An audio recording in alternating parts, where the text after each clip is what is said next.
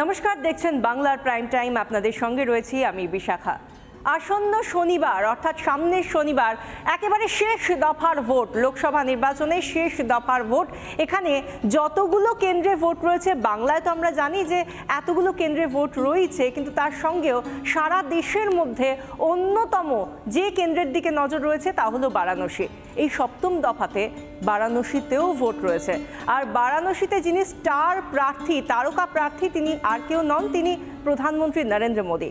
কিন্তু নরেন্দ্র মোদীর আসনে যখন ভোট হবে তখন তিনি কোথায় থাকবেন জানেন?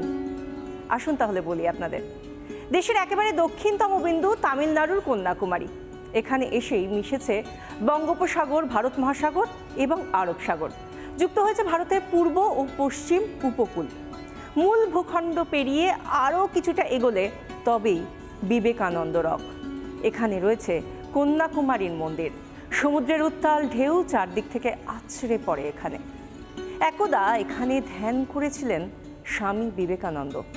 এবার সেখানেই, ওই যে বলছিলাম 30 তারিখ যখন নির্বাচন হবে, সেই দিন সেই সময় ধ্যান মণ্ডপমে ধ্যানে বসবেন নরেন্দ্র মোদী। 30শে মে থেকে 1 জুন ধ্যানমগ্ন থাকবেন তিনি। পরিব্রাজক হিসেবে গোটা দেশ ভ্রমণের শেষে এই ঐতিহাসিক স্থানেই ধ্যানে বসেছিলেন স্বামী বিবেকানন্দ। যে পাথর আজ বিবেকানন্দ রক বলে পরিচিত, সেই পাথরের উপরেই 3 দিন ব্যাপী ধ্যান করেছিলেন স্বামীজি। মনে প্রতিফলিত হয়েছিল, তাঁর মননে প্রতিফলিত হয়েছিল ভারত মাতা আর আদর্শ ভারতের ছবি। এই বিবেকানন্দ রক মেমোরিয়াল কন্যাকুমারীতে অবস্থিত হিন্দুদের একটি পবিত্র স্মারকস্থল এবং জনপ্রিয় পর্যটন কেন্দ্রও বটে। সেখানে গিয়ে মোদিজি ধ্যান করবেন। কিন্তু এই কথাটায় তিনি যখন থেকে এই কথা বলেছেন বা যখন থেকে পিএমও সূত্রে এই খবর জানা গিয়েছে, তখন থেকে এই কথায় চিত্তচাঞ্চল্য মমতা বন্দ্যোপাধ্যায়ের। আজ বারুইপুরে জনসভায় তিনি বলেই ফেললেন, দেশের প্রধানমন্ত্রী যাচ্ছেন বলে নাকি তিনি আর রাগের চোটে কন্যাকুমারীতেই যাবেন না। কি জ্বালা মমতা বন্দ্যোপাধ্যায়! সে মমতা বন্দ্যোপাধ্যায়ের যতই চিত্তচাঞ্চল্য হোক না কেন, তার যতই অসুবিধে হোক না কেন, আজকে যখন পিএমও সূত্রে এই খবর এসেছে, কিন্তু যে জায়গা সম্পর্কে তার এত অসুবিধা হচ্ছে, সেই জায়গাটা, আমরা যে কথাটা বলি না স্থান মাহাত্ম্য, সেই স্থান মাহাত্ম্য সম্পর্কে যদি বলতে হয়, সেই আমাদের আস্তে আস্তে স্মৃতির সরণি বেয়ে চলে যেতে হয় 1892 সালে। সেই একখণ্ড শিলা যেখানে বসে ধ্যানমগ্ন হয়েছিলেন আর কেউ নন, স্বয়ং স্বামীজি। পরিব্রাজক রূপে যখন তিনি গোটা দেশ ঘুরেছিলেন এবং তারপর তিনি এই 3 সাগরের সঙ্গমস্থলে এসে দেশের একেবারে দক্ষিণ যে বিন্দু, দক্ষিণ প্রান্তের যে ছোট্ট বিন্দুর যে অংশ, সেই একখণ্ড পাথরের ওপর বসে তিনি ধ্যানমগ্ন হয়েছিলেন। সেই বিবেকানন্দ রক যে জায়গাটাকে বলা হয়, সেই জায়গাটা কীরকম, সেই জায়গাটা অর্থাৎ বিবেকানন্দ রক, সেই ছবিটা কীরকম সেটা এবার আপনাদের দেখাচ্ছি আমরা। বিবেকানন্দ রক বললে আজকের দিনে দাঁড়িয়ে, আমরা 2024-এ দাঁড়িয়ে সেই আবারও বলতে হয় যে স্মৃতি সরণি বেয়ে আমাদের 1892-তেই ফিরে যেতে হয়। যে সময়টা, যে একখণ্ড পাথরটার দিকে তাকালে বা ভাবলে আমাদের মনেও সেই ভারত মাতার ছবিটাই হয়তো জাগরিত হয়। যে ভারত মাতার যে আদর্শ ভারত মায়ের ছবিটা দেখেছিলেন খোদ স্বামীজি, স্বামী বিবেকানন্দ। যেভাবে তিনি ভারত মাকে দেখতে চেয়েছিলেন, তার মননে বসেছিল সেই ছবি যখন তিনি ধ্যানমগ্ন ছিলেন, যখন তাকে দেখা গিয়েছিল এই ছোট্ট একখণ্ড পাথরের ওপর। তিনি কার্যত সাঁতার কেটে এই ছোট্ট পাথরটায় গিয়ে বসেছিলেন এবং তারপর তিনি ধ্যানমগ্ন হয়েছিলেন এবং গোটা 3 দিন ধরে তিনি সেখানে ধ্যানমগ্ন ছিলেন। সেই ছবিটা আমরা জানি। আর আজকে আমরা যে ছবিটা দেখাচ্ছি এরপরে, তা হলো সেই ছোট্ট পাথরটা যেটাকে আমরা বিবেকানন্দ রক বলতাম, সেই বিবেকানন্দ রক, সেই রকটাকে বিবেকানন্দ রক মেমোরিয়ালে পরিণত করা। সেইটা একটা জার্নি, সেটাও একটা যাত্রা। সেই তৈরির সময় অর্থাৎ বিবেকানন্দ রক মেমোরিয়াল তৈরির সময়টা সেখানে ঠিক কীরকম ছিল ছবিটা, সেখানে আস্তে আস্তে ধাপে ধাপে কীভাবে সেই ছবিটা পাল্টে গেল। একটা ছোট্ট পাথর থেকে তারপর একটা মেমোরিয়াল তৈরি হওয়া, একটা স্মৃতিসৌধ তৈরি হওয়া, এবং যে স্মৃতিসৌধ, যে জায়গা আজকে সনাতনীদের জন্য তো বটেই, আপামর ভারতবাসীর জন্য যে স্থান, সত্যি স্থান মাহাত্ম্যের বিচারে একেবারে ঊর্ধ্বে থাকে, মানুষের মননে থাকে, ভারতবাসীর মনে থাকে, ভারতবাসীর মননে থাকে, বিবেকে থাকে, সেই বিবেকানন্দের স্মৃতি বিজড়িত সেই জায়গা, যা হলো বিবেকানন্দ রক মেমোরিয়াল, এবং যা তৈরি হয়েছিল মূলত একনাথ রানাডে, যিনি আরএসএসের প্রচারক, তার উদ্যোগেই তৈরি হয়েছিল এই বিবেকানন্দ রক মেমোরিয়াল। এবং সেই মেমোরিয়ালে যখন প্রধানমন্ত্রী গিয়ে 24 ঘন্টা থাকবেন এবং ধ্যানমগ্ন অবস্থায় থাকবেন, সেটা শুনে মমতা বন্দ্যোপাধ্যায়, রাজ্যের মুখ্যমন্ত্রী মমতা বন্দ্যোপাধ্যায়, যিনি আমি জানি না ঠিক কী কারণে একের পর এক এমন এমন মন্তব্য করে যাচ্ছেন যেটা নিয়ে সরাসরি সনাতনীদের ওপর আঘাত করা হয়, কেন করছেন তিনিই বলতে পারবেন। আর হয়তো আমরা যারা এই তাঁর বিভিন্ন মন্তব্য শুনে এসেছি এ যাবৎকালে, তারা হয়তো কিছুটা তার অঙ্কটাও বুঝি, ভোট রয়েছে, ভোট ভাগাভাগির কিছু হিসেবও রয়েছে, সেই জন্যই হয়তো যেটা প্রধানমন্ত্রীও বারবার বলেছেন, ভোট ব্যাংক তার উদ্দেশ্যেই বা ভোট ব্যাংককে সংরক্ষণ করার জন্যই মমতা বন্দ্যোপাধ্যায় এই ধরনের কথা হয়তো বলে থাকেন। তিনি আজকেও বারুইপুরের জনসভা থেকে সেই কথা বলতে ছাড়লেন না, এবং যে কথায় উঠে এলো এমন কিছু বিষয়, যে বিষয় সরাসরি স্বামীজির স্মৃতি বিজড়িত এই বিবেকানন্দ রক, বিবেকানন্দ মেমোরিয়াল, কোনো কিছুতেই তিনি ছাড় দিলেন না। কি বললেন মমতা, শুনুন।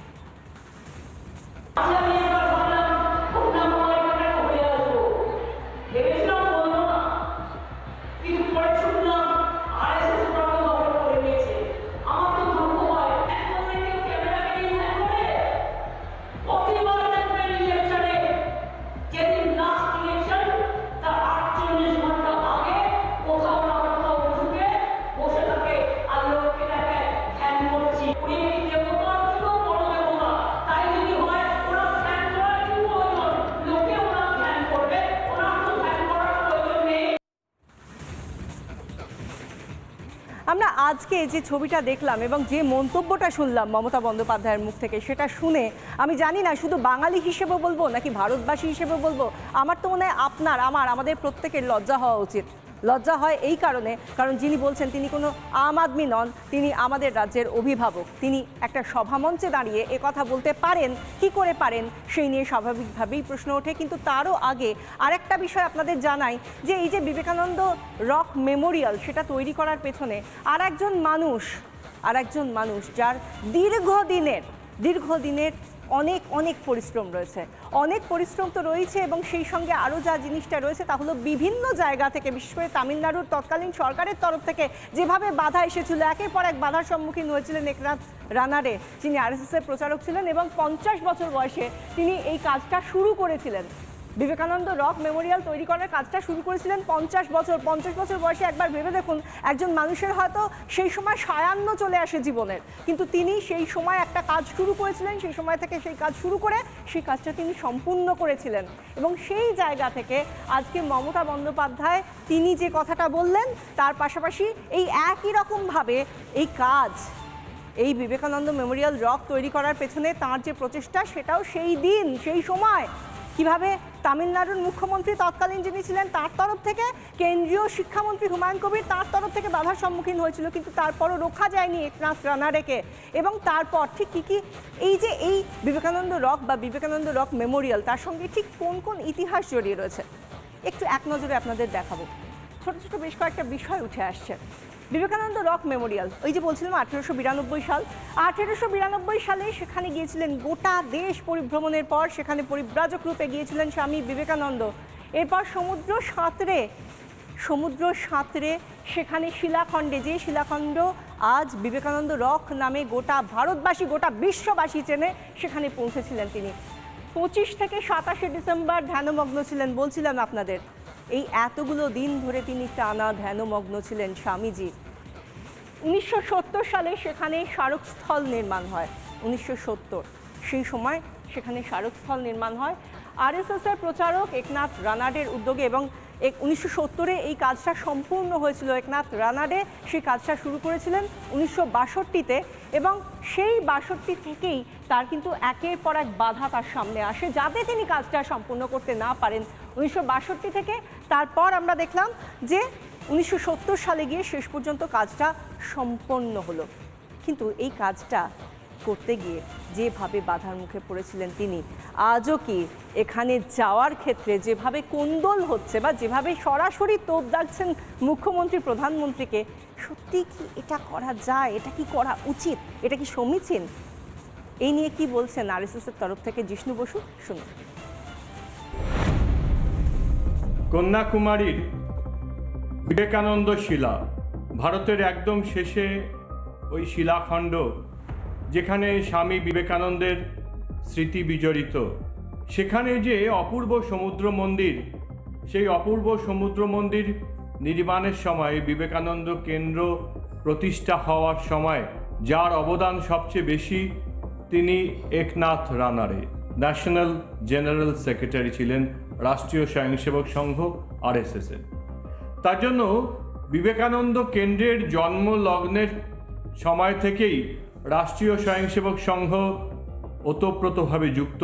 রামকৃষ্ণ মিশনের প্রত্যক্ষ অনুপ্রেরণায় বিবেকানন্দ কেন্দ্র তৈরি হয়েছে। আজও রামকৃষ্ণ মিশনের ভাবানুরাগী এবং রাষ্ট্রীয় স্বয়ংসেবক সংঘের স্বয়ংসেবক, তারাই বিবেকানন্দ কেন্দ্রের পরিচালনার দায়িত্বে আছেন। তাই বিবেকানন্দ কেন্দ্র নতুন করে কোনো পরিবর্তন হয়নি। প্রধানমন্ত্রী নরেন্দ্র মোদী আগামী যে আমরা জানি 30 তারিখ থেকে 1 তারিখ পর্যন্ত পিএমওর তরফ থেকে যে ঘোষণা করা হয়েছে যে তিনি এই দক্ষিণ প্রান্তে, দেশের এই দক্ষিণ প্রান্তে বিবেকানন্দ রকের ওপর সেখানে তিনি ধ্যানমগ্ন হবেন। এটা তো প্রথমবার নয়, এর আগেও তার আধ্যাত্মিক সফর আমরা দেখেছি এবং 2014 হোক 2019 হোক লোকসভা নির্বাচনের আগে আমরা দেখেছি যে তিনি আধ্যাত্মিক সফরে গিয়েছেন, তিনি ধ্যানমগ্ন হয়েছেন। আপনাদের নিশ্চয়ই মনে আছে, আমাদেরও সকলের মনে আছে 2019-এ কেদারনাথের গুহায় তিনি গেরুয়া বসন পরে ধ্যানমগ্ন হয়েছিলেন, ধ্যানে বসেছিলেন তিনি। এবং প্রত্যেক ক্ষেত্রেই আমরা দেখতে পেয়েছি যে একেবারে এই 2014 হোক বা 2019 সেই সময়গুলোয়, 2019-এ বিশেষ করে বলবো, কারণ কেদারনাথে তাকে ধ্যানমগ্ন অবস্থায় এখনও আমরা যদি গুগলে সার্চ করি এখনও সেই ছবিগুলো পরপর চলে আসে। এবং সেই সময় 7ম দফার নির্বাচন ছিল, 7 দফাতেই সেবারেও নির্বাচন হয়েছিল এবং 7ম দফা নির্বাচনের আগে তিনি গিয়েছিলেন কেদারনাথের গুহায়, সেখানে ধ্যানে বসেছিলেন প্রধানমন্ত্রী। এবং এটা তো নতুন কিছু নয়, আমরা তো প্রত্যেক সময়ই দেখেছি যে আধ্যাত্মিক সফরে প্রধানমন্ত্রী নরেন্দ্র মোদী তিনি বিভিন্ন সময় থাকেন। এবং এটা তো আজকে বলে নয়, আমরা যদি রাম মন্দিরের সময়ও ভাবি তখনও তিনি একেবারে প্রথম থেকে যখন থেকে একেবারে শুরু হয়েছিল, সূচনা হয়েছিল রাম মন্দিরের, তখন থেকে শুরু করে রাম মন্দিরের দ্বারোদ্ঘাটনের আগে পর্যন্ত এবং সেই দিনে সেই সময়ও আমরা দেখেছি। তো তার আধ্যাত্মিক সফর নতুন কিছু নয়। আমরা গতকালের দিকেও যদি তাকাই তাহলেও দেখতে পাবো যে সেখানে গতকাল তিনি কলকাতায় ছিলেন, কলকাতায় রোড শো করেছেন এবং সেই রোড শোর মধ্যে তিনি 3টি এমন জায়গায় গিয়েছেন, বিশেষ করে 2টো জায়গার কথা বলবো, যা হলো মায়ের বাড়ি, বাগবাজারে মায়ের বাড়ি, এবং তার পাশাপাশি সিমলা স্ট্রিটে বিবেকানন্দের বাড়িতে, স্বামীজির বাড়িতে তিনি গিয়েছিলেন। সেখানে শ্রদ্ধার্ঘ্য জানিয়ে এসেছেন আমাদের প্রধানমন্ত্রী নরেন্দ্র মোদী। তিনি গিয়েছেন, আমরা দেখেছি তিনি শুধুমাত্র আমাদের রাজ্যেই নন, তিনি যেখানেই যান বা অন্য কোনো সময় তিনি যখন হয়তো নির্বাচনের প্রচারে থাকছেন না বা থাকছেন, তিনি তো সবসময় সেখানে যান। এবং সেই জায়গাগুলো আমরা দেখছি, গতকালের ছবিটা যদি দেখি আলাদা করে আপনাদের দেখাচ্ছি, যেখানে মায়ের বাড়িতে তিনি গিয়েছিলেন এবং তারপর সিমলা স্ট্রিটে স্বামী বিবেকানন্দের বাড়িতে গিয়ে তাঁর যে আমরা দেখেছিলাম তার মূর্তিতে মাল্যদানও করেছিলেন প্রধানমন্ত্রী।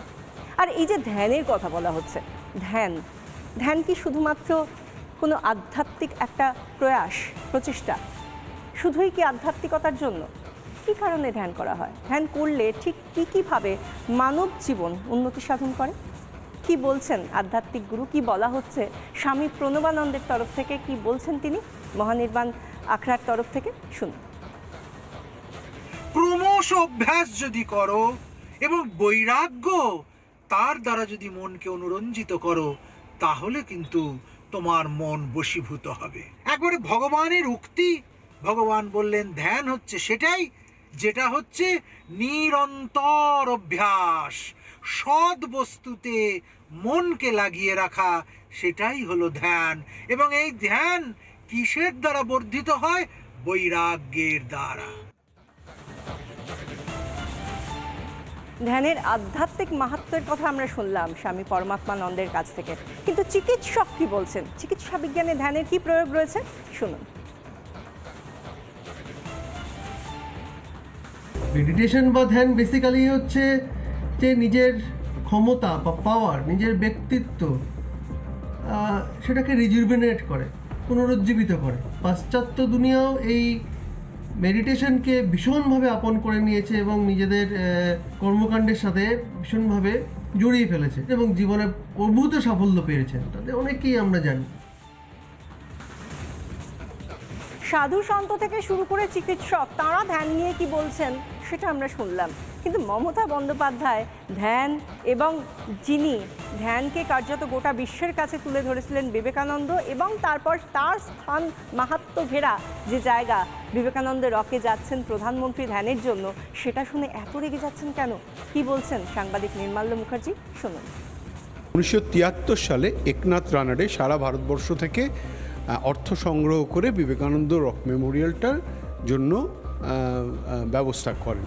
উনি আরএসএসের ওখানকার কার্যকর্তা ছিলেন, এটা ঘটনা, কিন্তু ওটা দখল করার কোনো ব্যাপার নেই। এবার প্রশ্নটা দাঁড়াচ্ছে যে আরএসএসের কথা যেটা উনি বলছেন যে আরএসএস দখল করে নিয়েছেন, এটা মমতা বন্দ্যোপাধ্যায়ের রাজনৈতিক স্ট্যান্ড, কারণ বিজেপির সঙ্গে অ্যালাইন করে করবে বলে। ওটা আরএসএসের দখল কিছু নয়। বিবেকানন্দ রক মেমোরিয়াল রামকৃষ্ণ মিশনের মেনটেন করে, সব কিছুই করা হয়, দেখাশোনা করা হয়, মানুষের টাকায় ওখানকার গভর্নমেন্টও করে। এটা মমতা বন্দ্যোপাধ্যায় হয়তো জানেন না। এইগুলো রাজনৈতিকভাবে কমব্যাট করার জন্য বলা। আর দ্বিতীয় কথা, ইদানিং উনি সবসময় এই সন্ন্যাসী সংঘ, আধ্যাত্মিক সংঘ, এদেরকে আক্রমণ করে ফেলছেন। আসলে আমি জানি না উনি কতটা করতে চান। এগুলো রাজনৈতিক ফায়দা তোলার জন্য। বেসিক্যালি বিজেপির সঙ্গে যে একটা হিন্দু সেন্টিমেন্ট অ্যালাইনড হয়ে আছে, এইটার বিরোধিতা উনি করছেন। মমতা বন্দ্যোপাধ্যায় প্রধানমন্ত্রীর বিরোধিতা করছেন, এই নিয়ে কি বলছেন বিজেপির সর্বভারতীয় সভাপতি জেপি নাড্ডা, শুনুন। ममता जी के पास कोई भी इशू नहीं है जिस पर वो जनता की भलाई की बात कर सके। बंगाल में उनकी जमीन खिसक चुकी है और भारतीय जनता पार्टी एक तरफा 30+ आ रही है, और सारे देश में हम भारतीय जनता पार्टी मोदी जी के नेतृत्व में तीसरी बार सरकार बना रहे हैं और प्रधानमंत्री मोदी जी तीसरी बार प्रधानमंत्री बन रहे हैं। इसलिए उनकी बौखलाहट है और वो फ्रस्ट्रेशन में है, इसलिए उनको कंट्रोल नहीं है अपने ऊपर, क्या बोलना क्या नहीं बोलना। वीडियो जर्नलिस्ट मायराज আলীর সঙ্গে ঈশান দেব চট্টোপাধ্যায়, রিপাবলিক বাংলা, কলকাতা।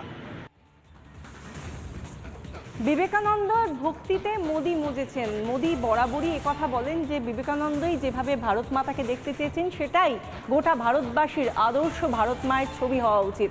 কিন্তু তাহলে মমতা বন্দ্যোপাধ্যায়ের এত রাগ কেন? বিবেকানন্দ রকে, মোদিজির ধ্যানে কেন এত রাগ? কিসের জন্য এত রাগ? আদতে তার হতাশার বহিঃপ্রকাশ কি? আমরা অবশ্যই সেদিকে নজর রাখবো। তবে বাংলার প্রাইম টাইম আজ এখানেই শেষ করছি। দেখতে থাকুন রিপাবলিক বাংলা।